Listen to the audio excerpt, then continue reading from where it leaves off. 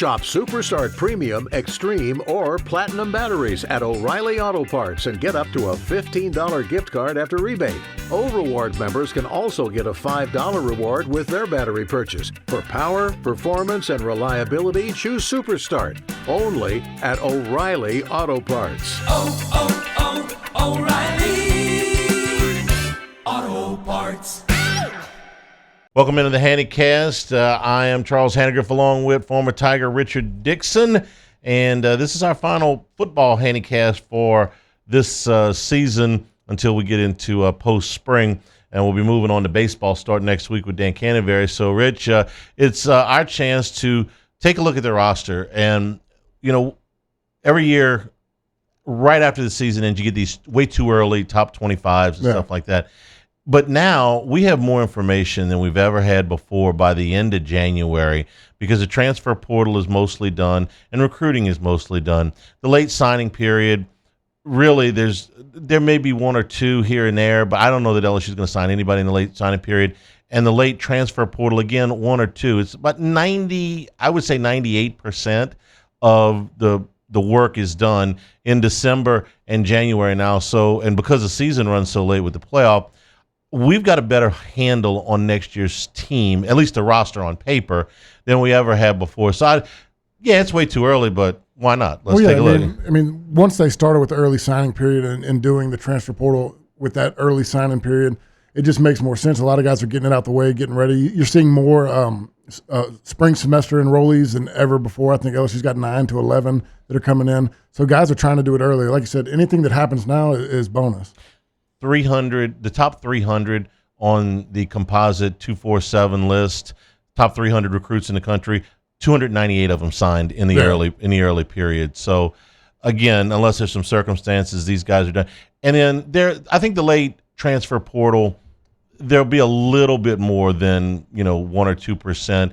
Guys that go to spring and it doesn't pan out, but you're really up against it if you don't go to spring football. Yeah. It's tough. It can be done, okay, but just in the last 5 or 6 years, the amount of time, the amount of work that's done before the end of January. For instance, Joe Burrow committed to LSU. Do you remember June? Late May. Okay, mid to late May. Jaden Daniels. So that was in 2018. Yeah. In 2022, Jaden Daniels. You remember when? June? Middle of March. Okay. If I submit to you that if Joe Burrow and Jaden Daniels had been in the transfer portal in the current climate, they would have been signed by the end of December. Yeah. By New Year's Day, they would have found a new home. That's just how the climate has changed just in the last 6 years. And Joe Burrow was more to do a graduation. He had to graduate. He was graduating from Ohio State in May. But he would have committed. Yeah, I think it had been the current climate. So what we're going to look at is in a lot of these way too early top 25s, LSU's anywhere from 5 to 10. I maintain I think that this looks like to me a top 5-ish roster. And when you put it on paper and you look at it, I think you're going to really see what we're talking about here. And that's why we decided to put everything out. It looks different when you put them all on paper rather than when you're just talking about them. So that's what we're going to try to do here tonight. So let's start with the quarterbacks, and we're going to give you the returning, adding, and leaving. First of all, returning the Heisman favorite. Let's just start right there. Garrett Nussmeier pretty big right there. Is the Heisman favorite. That's never happened before at LSU, where you're having the Heisman favorite going into the season. He might be the biggest junior in college football returning. I mean, tell me this. ESPN put out their projected starters at every power conference team about 2 weeks ago. I read through the entire list. By the way, Ricky Collins is slated to start at Syracuse, or at least it's predicted to start at Syracuse. We'll see how it works out. There wasn't a guy that I would definitely trade Nussmeier for. Now, Cade Klubnik at Clemson, ironically who they play in the first, would have probably been number 2 on my list. And there are some really highly touted guys in the Southeastern Conference. I love DJ Lagway at Florida. I think he's an excellent player. Lousy bowl game, but I think he's got a ton of talent. Traylon Green at Arkansas, one of the scariest players in the league. But I wouldn't take either one of them right now over Nussmeier. And Arch Manning may be a Hall of Fame quarterback, but I wouldn't take him right now over Nussmeier. No, I mean, to me, the biggest thing is if you're going to look at the two guys transferring out, if I had to trade two people to get Michael Van Buren, I would. I mean, that's great hope going into the future. You got to see him play a little bit this year at Mississippi State, or a lot, but as a freshman, he had some really good moments. Here's my deal with Van Buren. He started 8 games, played 10 for Mississippi State last year. There were a lot of good things. By the way, if you want to check out all of the transfer portal guys, we put film on all of them on previous Handycast. You can look them up on YouTube.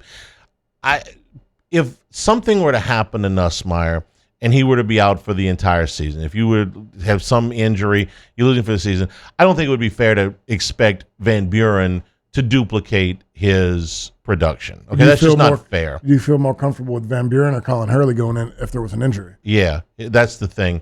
If there's a minor injury, if Nussmeier turns an ankle and has got to miss 2 games or even 4 games, I feel pretty good about Van Buren being able to go in there and he can win games. Could he win them all? Could he produce at the level at Nussmeier? Well, Nussmeier's in his 5th year. Van Buren's in his 2nd. It's not fair to ask him, but I think 8 games under your belt as a starter in the SEC is invaluable.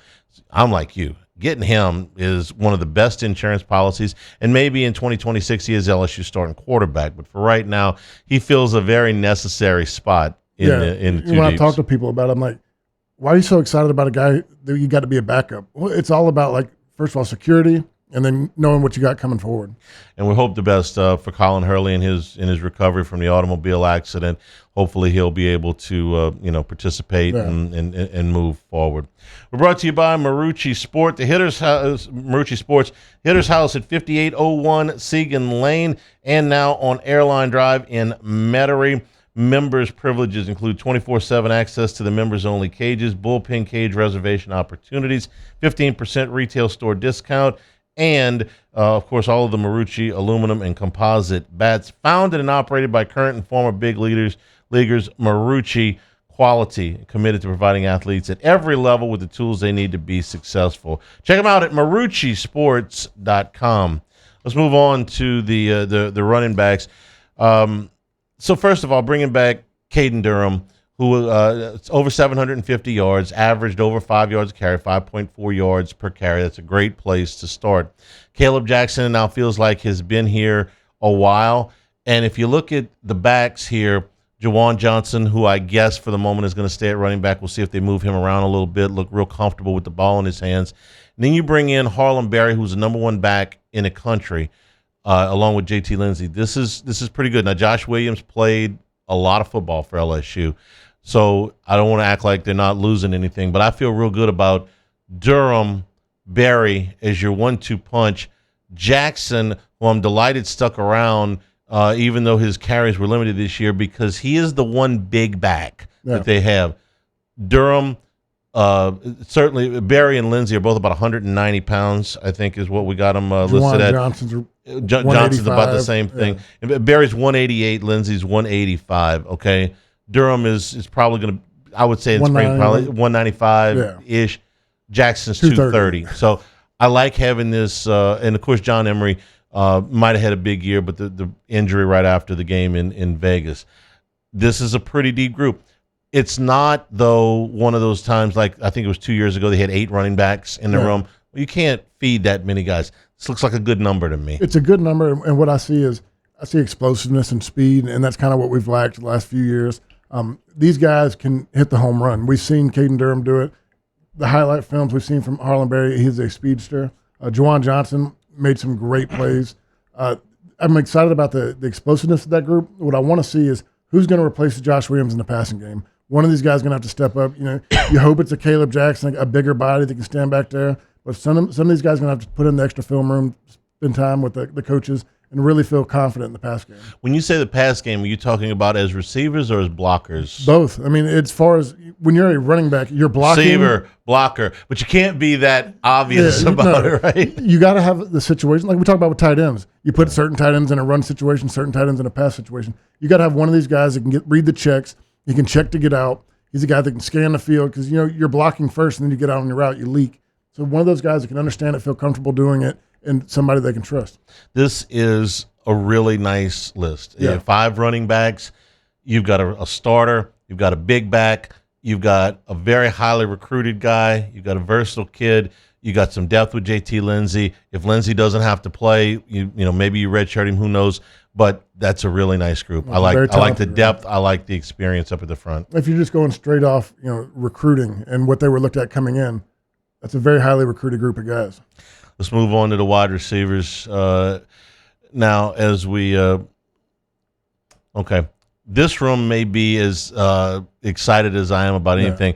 I think you and I were both, and probably most people, were surprised that C.J. Daniels left. Disappointed. Yeah. Thought, hey, you know what? He can, he would have been a starter here next year. And then I look at this and it's like, maybe he wouldn't have. I don't know. Yeah. All right, so let's start here on the returning side. We saw what a big difference Chris Hilton could make at the end of the season in the last couple of games. Now, it was excruciating to wait for it. But the difference he made in the Oklahoma game and the bowl game, lights out. That's unbelievable. Aaron Anderson led your team in catches a year ago. Xavier Thomas, more in the return game, but certainly, now you're talking about an experienced guy here. And then Jelani Watkins didn't play last year. He still may be the fastest guy, or one of the fastest guys on the team. And then Trey Green, who we're going to talk about a lot. Is he in this room? Is there in the other room? Kyle Parker. And Kyle Parker, who is also returning on this list.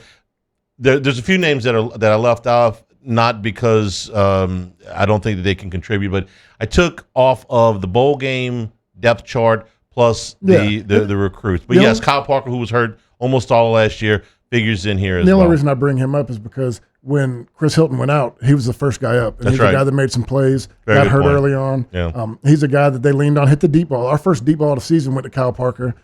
He's another guy that this room is exciting. When you look at it, I didn't realize we're bringing in just as many people as we almost have. I mean, Nick Anderson's the big-time guy that everybody wanted to go after. He was the number one option at Oklahoma 2 years ago. Didn't really play last year. Was hurt most of the season. Then you see Barrion Brown. He's a speedster.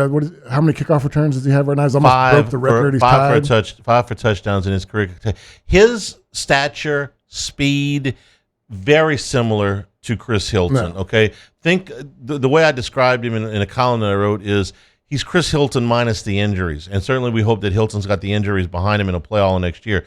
Brown's got a lot of that. So you saw what Chris Hilton did when he finally got healthy and stretched the field on one side. Put Brown on the other and try to cover two guys that can run with that speed. And those two guys crossing in the middle. All that. Destin Hill is a player that, if you look at him on paper, frankly, I was a little surprised that they took him until I started digging into it. He hasn't played really very much. 2 years out of high school, there were some things off the field where he didn't play at Florida State. Then he got in and he got injured. He's coming back to Louisiana. He was as explosive a guy as there was out there in the recruiting class. He just hasn't played. Maybe he'll work out. Maybe he won't. Both the freshmen, Teron Francis, Phillip Wright, kids out of New Orleans, out of Carr and Destrehan, respectively.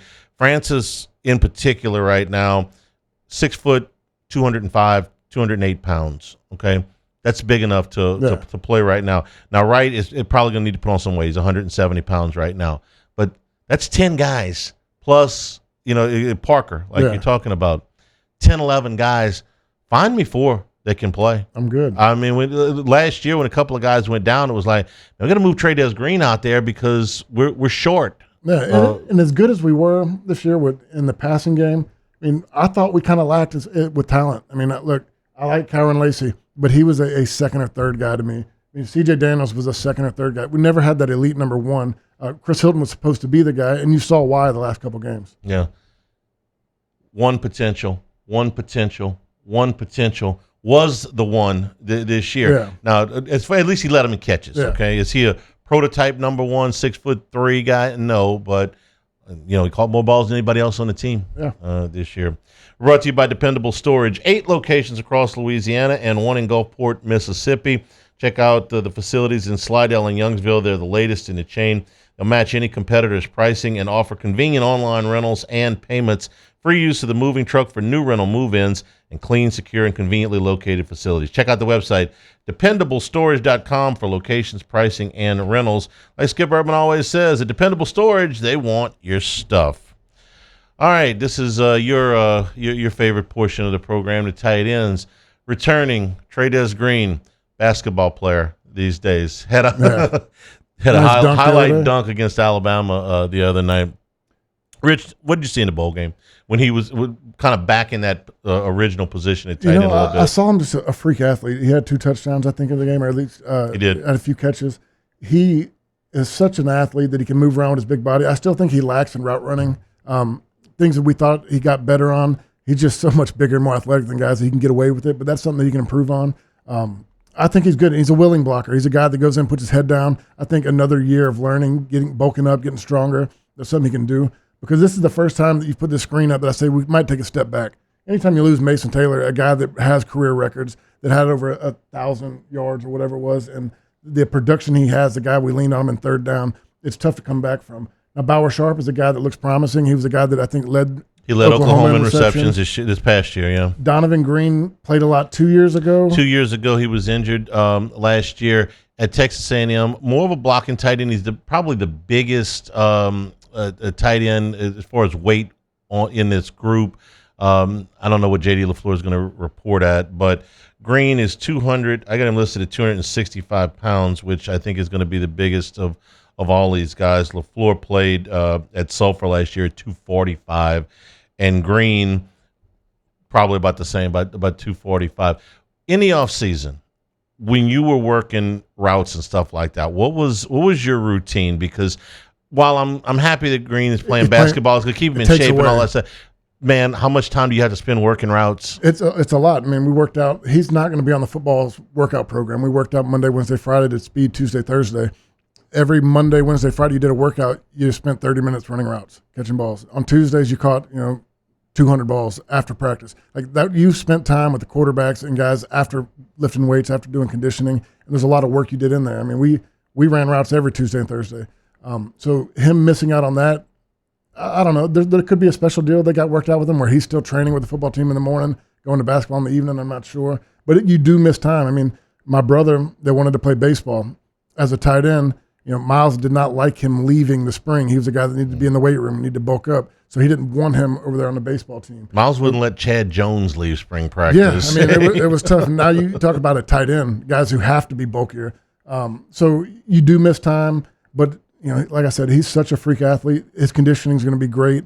Maybe the basketball, working with his feet, as long as he finds some time to work on his route running. But this is the first time I have questions because Donovan Green, like I said, he's a big, bulky guy. Hadn't played a lot the last 2 years. J.D. LaFleur's daddy's, in my opinion, the best guy to come through LSU. He's the only first-round draft pick. So there's promise there. But I really hated to lose Kamari and Pimpton. And Mason Taylor, I get it. But this is right now, I see great athleticism and great pass catchers. I got questions about who's going to be blocking. Yeah, and I think that's why Green was important. By the way, he caught, I think it was 22 balls 2 years ago for A&M. So it's not like he's incapable of catching the football. I feel okay here. I'm where Green ends up. How many tight end snaps? How many wide receiver snaps? Slot snap? I think you can use him all over the place. He's one of those guys I just want to live on the football field this summer. I'm looking at the screen, and to me, you're going to see another Bo Bordelon situation, another guy that comes in to be that third heavy blocking tight end, short yardage when they need somebody. Because right now, and unless Green steps it up, but from what I've seen with the guys right here, that's where I have my questions. Oh, you're in luck. I got lots of linemen. Hang on just a second. With 25 years of experience, Lake Urgent Care is dedicated to providing quality care close to home. They treat minor illnesses and injuries for ages 3 months and up at 17 convenient locations in Baton Rouge, Hammond, Livingston, and Ascension Parish. Plus, they offer weight loss solutions and occupational health solutions. As a seamless extension of Our Lady of the Lake, patients can access care from anywhere with the MyChart patient portal. Our urgent care centers are open 7 days a week. Simply walk in, check in online, or schedule a virtual care visit at lakeurgentcare.com. The next page is the offensive line, and this is really exciting to me. There is one name that, and this was my mistake, that when I gave it to graphics, that I didn't add Kyrie Lee, another 6'6", 300-pound freshman. This is the biggest area of concern when you look at what LSU has lost. First rounder, second-day guy, two other guys that are going to be in NFL camps and have chances to make teams, I think. But let's be real honest. the unit never developed last year the way that we thought it would. The run blocking was never quite what we thought that it would be. There were a lot of plays. How many times did we sit here? They were one block away. They were one, second level guy away from busting things. They were pretty good in pass protection, but it never developed quite the way we thought it would for as many starts as those guys had. That being said, that's a ton of talent that is walking out of the room. This is a ton of talent that is coming back. A lot of this you're going to have to develop. So talk about DJ Chester first. Started every game at center last year. I think he's going to spend some time in spring at another position. Yeah. Maybe guard. He's tall enough to play tackle. I don't know if his feet are what they want out there, but we'll see. But he is, look, Rich, maybe there's sometimes he had problems getting to the second level, but he started 12 games in the Southeastern Conference last year, and he was the next guy up as a true freshman. Yeah. I mean, he's a guy that they've seen enough in practice, seen him enough in person, guy that knows the offense. He makes that next step. He's going to be a really, really valuable guy for him. And I think, Paul Mubenga was a guy that really struggled out the gate, but got better as the season went on. Tyree Adams, he was our sixth man this year, got kind of bounced around. And I thought in the bowl game is the first time I felt pretty good about it. I mean, you had four new guys. Campbell wasn't playing, Jones wasn't playing, Dellinger wasn't playing. Frazier was the only one that played. Yeah. Tyree Adams, Paul Mubenga, Bo Bordelon, DJ Chester, I think Cohen Eccles. They played pretty well in that bowl game. So, and then you add the guys you got coming in from Virginia Tech, the guy from, is it Western Michigan or Northwestern. Josh Thompson up at the top. So let's talk about these guys. And you did a good job here. Chester and Mubenga were starters at the end of Chester the whole season, Mubenga at the end. Bordelon played a good bit, some of the third at the third tight end. Cohen Eccles had a great bowl game as far as the snaps that he graded out, and you talked about Tyree Adams. Weston Davis, Ori Williams, Ethan Callaway, and Kyrie Lee, these were all big-time recruits. Yeah, Weston Davis is a five-star guy, a true freshman last year. There are 15 scholarship linemen on next year's team. 15 offensive linemen going into the offseason. Rich, I've seen years where we didn't have it too deep. They went into August with 9 or 10. Yeah. So you're giving me 15. I'm going to say this a few probably times during this thing. I'm not telling you that every kid on this roster that we're showing you is going to pan out, but give me this huge amount. I mean, some of these kids, they're a year away. Yeah. Okay. Some of them are going to have to redshirt. Some of them are just not going to develop for another year or two. But you start with this many. They don't all have to hit. No. Okay. When you're starting with this many that all have starts under their belt, guys that have worked into that starting lineup. Braylon Moore was a 2-year starter at Virginia Tech mostly at center. He left there after his brother completed his eligibility. I think he'll be your starting center next year. And to bring somebody in with that kind of experience level, a 2-year starter at a power program. Thompson started at both guard and tackle at Northwestern. I'm not sure. I'm thinking he's probably a guard here, but I wouldn't bet my life on that. I'm sure they'll take a look at him at tackle. Solomon Thomas was the 5-star. Look, when everybody was crying in their sleep about that was our big flip. About Underwood leaving for Michigan, they flipped Thomas on signing day from Florida State. He had been committed to Florida State for over a year. 5-star guy. Carius Kern is another one. He's from Marion High School in Arkansas, 6'4", 330 pounds. I'm not sure that he couldn't muscle his way into these two guys. Now, Bordelon and Miller are probably more developmental guys, but you never know. Miller's 341 pounds, probably going to need to drop some weight. But these two kids, if they could even just get into the two deeps, these two guys are starters from power programs, plus what you're bringing back. 15 scholarship linemen. And again, I'm missing one. Is Kyrie Lee is not on this list. That's a lot. I feel pretty good about it. I feel very, very good about where they're at in the offensive line. And this is, I think there's a lot of pressure on Brad Davis. He's got to make these. This is premium ingredients for the gumbo. Yeah. But the gumbo, just because you get, great shrimp and great crab, and you got to make a roux. He's got to figure out how all of this works. Yeah. Okay. But you have everything that you need here. Let's move on to the defensive side of the football, and we're going to go onto the interior of the line and go at a defensive tackle. I'm pretty happy about where they are here, too. Dominic McKinley and Ahmad Bro both played a lot as true freshmen. In fact, Bro got into the lineup, I think, a little bit before Bro McKinley played the first did. game. McKinley, quiet in the bowl game, but I thought he had a good November. Yeah. Was kind of coming on. And don't forget Jacobian Guillory, the 6th-year guy, is coming back. That's a pretty good place to start. Sadir Mitchell is from Texas. He's 350 pounds. This was a Bo Davis recruit at the University of Texas. Frankly, did not play very much there. Was kind of a spot duty guy. I don't know. Maybe he's just a goal line guy. Maybe he's just a short yardage guy. Maybe he'll emerge here. But Davis liked him enough to recruit him at Texas and recruit him here. I think I said it in our previous shows, but you don't recruit a guy twice if you don't like him. That's There's right. something that Bo's seen that he really likes about him.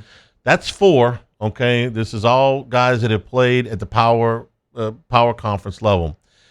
The incoming freshman, Williams, Battle, Matheson, Brown, I've got them in 2 categories. Williams and Battle are the big guys. Williams is 340 pounds, Battle's 320.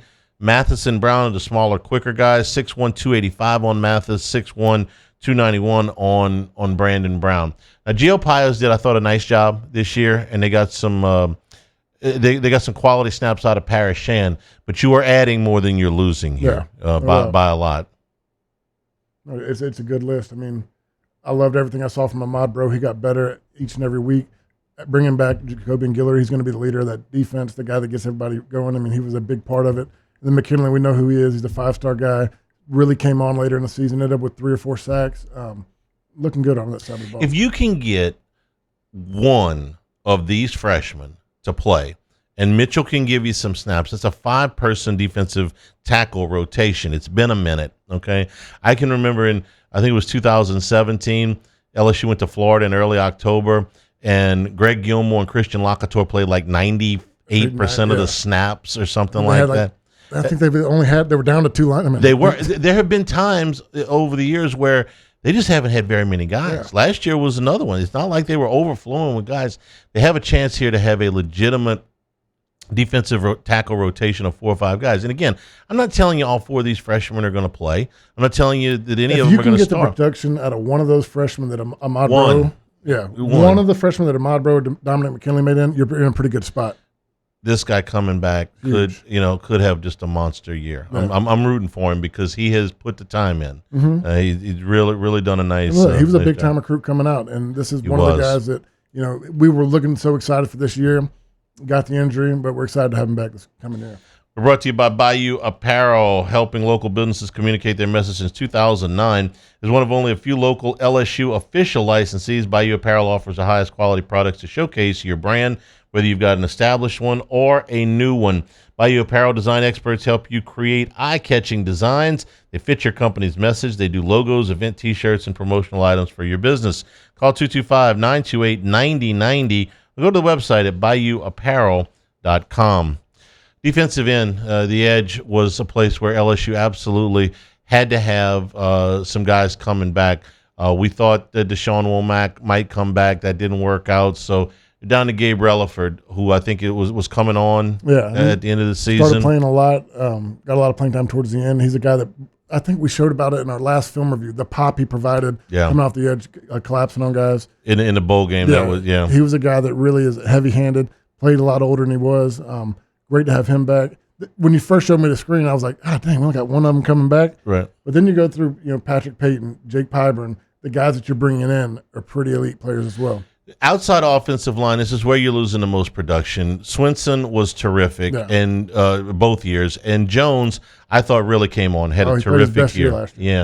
All right. So Patrick Payton, who comes in with 31 career tackles for loss and 16 sacks, all SEC potential here. No doubt. Pyburn at Florida, a little bit bulkier, okay, a little bit more, I think, in run support, but can get up the field and rush the passer. Jamiri Butler was a starter at Nebraska. This is Florida State, Florida, Nebraska starters, okay, plus Relaford. If these 4 guys can play, Shanklin, the freshman out of Indianapolis, 6'4", 255 pounds. Again, give me 4 of these guys that can, and I purposely didn't put Harold Perkins here, but wouldn't hurt my feelings any if he lined up, put his hand on the ground, or even stood up and came off that nice edge. I think we've been working towards that. this is big time production that you've gotten out of these three kids, and I think he's on the move. Again, I like your depth here. If they had added one more, it wouldn't have broke my heart. But again, I kind of look at Perkins as potentially, hey man, if you need one more, it's Ocean's 11, right? You think we need one more? We need one more. All right. Well, if you need one more, Perkins Put might him be on the the guy. edge and let him go get 10 sacks this year. Yes. Wouldn't that be fantastic? Let's move on to the linebackers, where we do have Harold Perkins listed, and this is a pretty impressive group too. Wood Weeks all conference this year. Wes Weeks redshirted but played in his 4 games. Devon Keys, I thought, was really coming on at the end of the year. Yeah, he really came on. Had the pick 6 in the bowl game. He's got a different speed to him. I mean, what I'm most excited about is, you got Witt, fast guy. Devon Keys, fast guy. You're going to have Harold Perkins, another guy that can run. Tyler Singleton. Great linebacker room. I think that's one of the strengths of this defense coming back. I mean, Weeks was amazing. He got hurt. Hopefully, has a great recovery and great offseason and rehab plan. But Deshaun Keys coming back, Harold Perkins, we look good. They felt good enough about this position with what they had returning and what they had in the recruiting class. This was one of the positions that they didn't go out and seek a transfer. They felt good with what they've got. Linebackers and running backs is where we kind of stayed. Charles Ross was the number 2 linebacker in the country out of Texas. Zach Weeks, you got all 3 Weeks brothers, and of course Keelan Moses was a standout here at U-High in Baton Rouge. So that's 9 guys, and Tyler Singleton was a redshirt freshman from a year ago. That's 9 guys, and again, big time production. Once upon a time, big time production. Last 2 years have been a struggle, but the talent is there. Keys was coming on. Ross is, I would say Ross's recruitment level was similar to Perkins. Yeah. Both out of Texas from a couple of years ago. So I feel pretty good about. It's another strong room. Losing Greg Penn, played a lot of football for you, Like but again, you have 3 weeks on the team. You're at 3 weeks. You're adding more than. Who's the one that transferred out that played a little bit? He was coming on.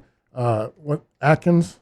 Yeah. He'd have been one I'd like to see stay, because when he got in, he showed some things. But I mean, Devon Keys really, I think, got that role, and that's probably why he transferred. We knew that they were going to add people in the secondary, and boy, did they. Let's move on to the corners right now, where you're going to bring back Ashton Stamps, who started all season for you. P.J. Woodland, who we thought at the beginning of the season was going to play more. You like him an awful lot. I do. I mean, he's one of those guys that's raw. I just love the way he plays. I think the more he learns, and the more he learns the inner and outer aspects of football, they get the brain side going. He just plays with an aggression. He plays with heavy hands. He's a guy I think is going to be a superstar. Stamps and Woodland returned. Michael Turner was a redshirt freshman. Jakeem Jackson was slated to start at Florida, and he was a Corey Raymond recruit. This is another guy that you don't recruit twice unless you recruit really him like twice. Okay, Jackson after 2 games got hurt and had to sit out the rest of the time. Mansour Delane was a 3-year starter at Virginia Tech, mostly at corner, but he is capable of playing safety. This will be something we'll watch in the spring, because if Jackson can start on the opposite side of Stamps, or we get to DJ Pickett in a minute, Delane could end up playing at safety, but we'll see. DJ Pickett was the number 1 player in the class, corner out of Florida. He's 6'4", one of the longest corners that you'll ever see. Naden Anding out of Ruston was the number 1 defensive back in Louisiana. That's 7 corners that you've got.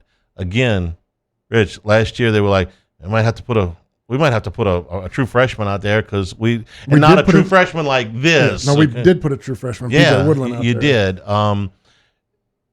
Zy Alexander was their best cover guy from start to finish last year, but again, what you're bringing in and what you're losing, the ledger's bigger on this side. Yeah, I mean, look, Zy was great. He was our best defensive back, especially once he came back healthy. But you can have Stamps in his 3rd year, who's gotten better each year. P.J. Woodland, if he can just improve from the mental aspect of it and understanding the coverages and understand what they're asking from him, he's got all the physical and athletic ability he needs. And then you bring in the number 1 corner in the country, DJ Pickett. I mean, this is a great-looking room to start with.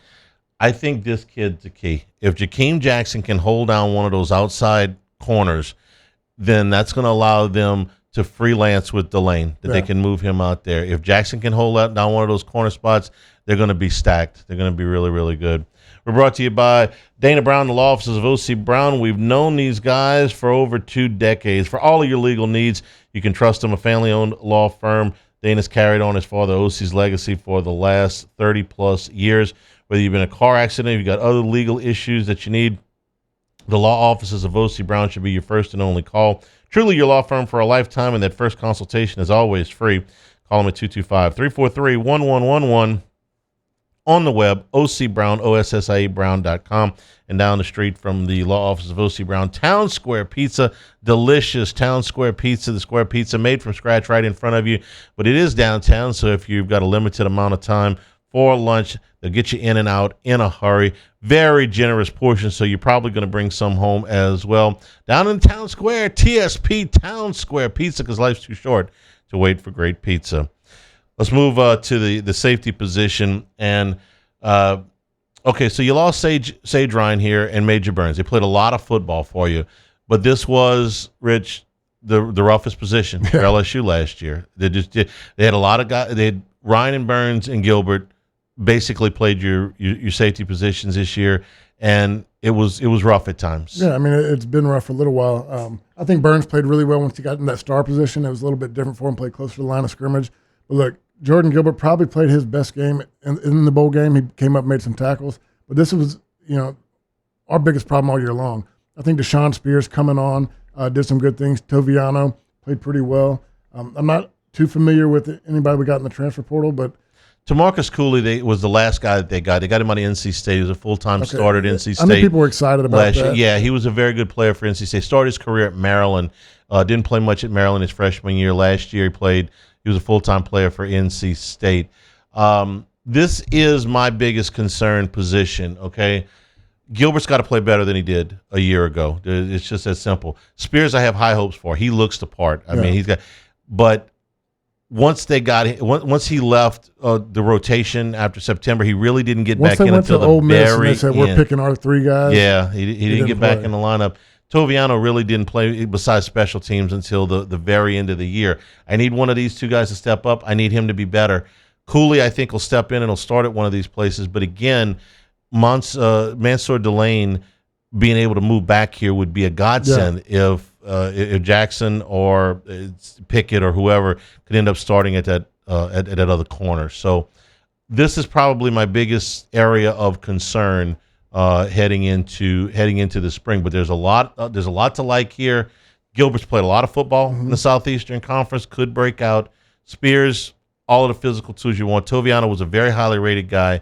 Cooley played well at NC State. Thomas and Jim Coyley are both true freshmen. I don't know that they're ready to play. The corners, if the corners can play and Delane can get back here, that's going to help them an awful lot. All right, let's move on to the specialists here to wrap up. Damian Ramos coming back as your kicker. I would say I feel really good about him from 45 yards in. They had a lot of problems with the snaps and the holds and a lot of other things this year. That's good. Burrell is a weapon because he kicks it in the end zone every time. Peyton Todd had a rough year. He and Oschendorf, LSU finished last in the Southeastern Conference in punting. Maybe he turns it around this year. They'll give him another opportunity. But Grant Chadwick out of the transfer portal was a top 30 net punting guy at Middle Tennessee State last year. He's going to be given a chance to win the job. He's a favorite to win the job right now. We'll see how that goes. Then, as your returners, Aaron Anderson, Xavion Thomas, and, of course, Barrion Brown. I didn't put him here, but he was with the wide receivers. You've got elite return guys. You got a solid kicker. Both of them returned 1 for a touchdown last year. Yep, that's right. And Brown has returned 5. That's elite level return guys. Solid kicker, very good kickoff guy. If he can punt the way he punted at Middle Tennessee, or if Todd, I'll give Todd another chance, but he's not going to get another one if Chadwick beats him out. We're not going 38 yards of punt again. No. And then, you're gonna have to find a deep snapper, but I suspect that they will. Rich, we go through this whole thing because over the last 3 years, we've spent a lot of time saying, man, this roster just isn't good enough to compete at the top of the Southeastern Conference. They haven't been bad, okay? They played the Southeastern Conference championship game 2 years ago, but the quarterback was pretty good. I think you just saw him finish his NFL season. This roster, you look at it on paper, there's enough. There's enough at every single position to not just make the playoffs, but advance in the playoffs. The pressure's on the coaching staff this year. They have done the job at assembling. They went out in the transfer portal. They recruited very well, even with a couple of late hits in the recruiting class. It was still a very good class. You got Garrett Nussmeier coming back. Garrett Nussmeier coming back is the biggest key to me. You got the Heisman Trophy favorite. Doesn't mean he's going to win it. Doesn't mean he's going to be the first quarterback picked in next year's draft. And I know a lot of people would like to see him take off and run a little bit more than he has. But that fifth-year quarterback, man, the last two guys that went into their fifth year, they did win the Heisman. This guy's the favorite. Well, there's enough. There's the pressure's on the coaching staff 100%. to mold this group, because no longer are we going to say there's just not enough talent on this team. Yeah. That's not the case anymore. No, you like you said it perfectly. It's all on the coaches right now. We've given them that excuse last 2 years, saying that we don't really have the talent in the receiver room this year. We don't really have the talent in the secondary this year. You've put it all together. You got the coaching staff. Blaker is somebody that we all think highly of. They returned all but one of the coaches. They still have to hire a tight ends coach. Yeah. Okay, but you at one point I think you had 5 defensive line coaches in a 6-year period or whatever. You got stability in the coaching staff. Kelly knows what the score is. You've got all the players now. I'm ready. Fast forward maybe about 4 months. So like I said, if you didn't look at the roster before, take a good look now. Pretty close to top 5 in the preseason. Been great working another season with you, but you're going to be back. So we may pop one in here post-spring. But next week on the Handycast, we will turn our attention to baseball, which is just a couple of weeks away from the start of the regular season. For Richard Dickson, I'm Charles Hanagriff. This has been the Handycast.